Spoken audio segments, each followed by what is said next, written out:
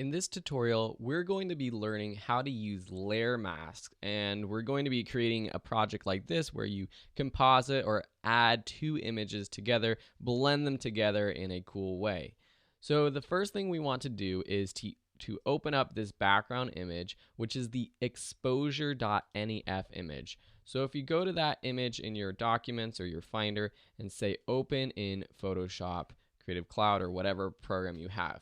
I quickly made some adjustments using Camera Raw. We're going to be covering how to use Camera Raw in a bit, but if it's not already like this, I decreased the exposure by -0.9 and I increased the contrast by 39 and the vibrance by 23. And then just click Open Images. And you can do those things by sliding up these sliders like so. Then just open that image, and that's going to open up a new Photoshop project with this image as the background. The next thing we're going to do is find this dodge and burn photo, which is right here. And I'm just going to click and drag and drop this into this project. And the same thing, I made a few adjustments to this. It doesn't really matter for this lesson if you make these adjustments or not, but I did drop the exposure to -0.55. I increased the contrast to 36. The highlights I increased to 62, and I left the vibrance at 0, although maybe we'll boost it a little bit just to match the vibrance of the other photo. And then just click OK, and it will open up this photo in here, and it covers the complete photo. Now we're going to learn how to use the layer mask tool. So once we place this image just by pressing enter or return on your keyboard, you can see that this layer mask button is now available. So with any of these layers selected, we can just click that layer mask button, or you can drag a layer into that layer mask button. And what happens is you see this little white box pop up right here. In layman's terms, what this is saying is that wherever there is white, we're going to show this image. Wherever there is black in this little box right here, we're not going to show this image.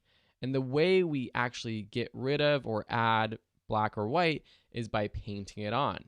So we can go to our brush tool over here by selecting the brush, or by pressing B on our keyboard, which is the keyboard shortcut for brush. You can adjust the settings of your brush by going up here, going to size and increasing or decreasing. You can increase or decrease the hardness, which is basically the edge of the brush. I typically leave it pretty soft. I don't want it to have a sharp edge.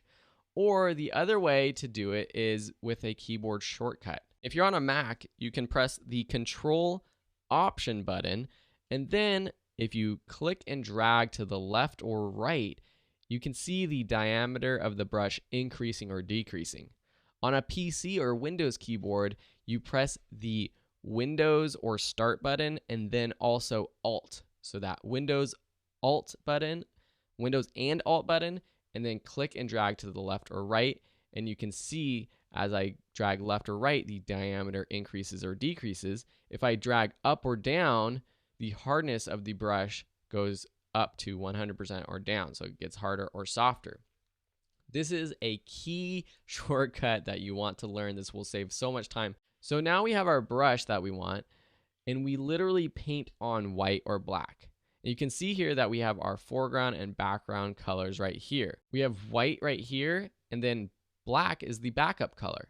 To swap those, we can just press X on our keyboard or press this little button right here with the double arrows that switches the foreground and the background colors.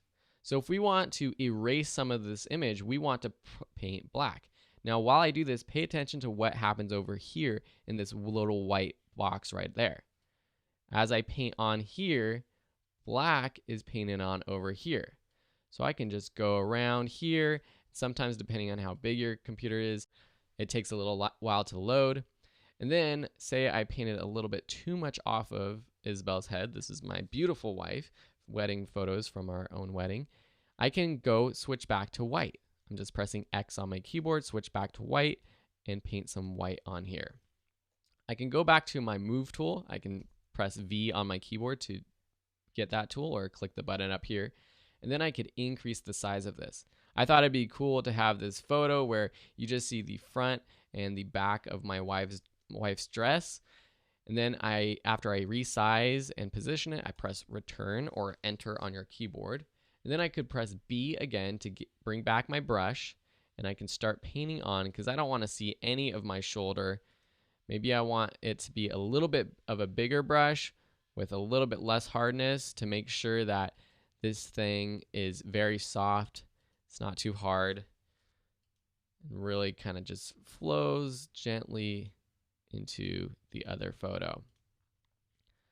So this is how you use layer mask to delete portions of an image. We're going to be using layer mask for a lot of other cool effects, to add adjustment layers to just parts of an image. For example, we can use this layer mask to just make a part of an image black and white, or make just part of an image more contrasted or sharp or anything like that. And we're going to learn how to do that in a future lesson. But for now, just play around with using the layer mask option with different images to combine them together. And you can use the images that I use here to create this kind of image right here. One thing to note though is you have to make sure that you have this box selected right here. If you select this box right here and then you try to paint on, it's not going to let you. You have to make sure that you select this little box and it's highlighted right here, the layer mask box. Okay? Thanks so much for watching, and we'll see you in another lesson.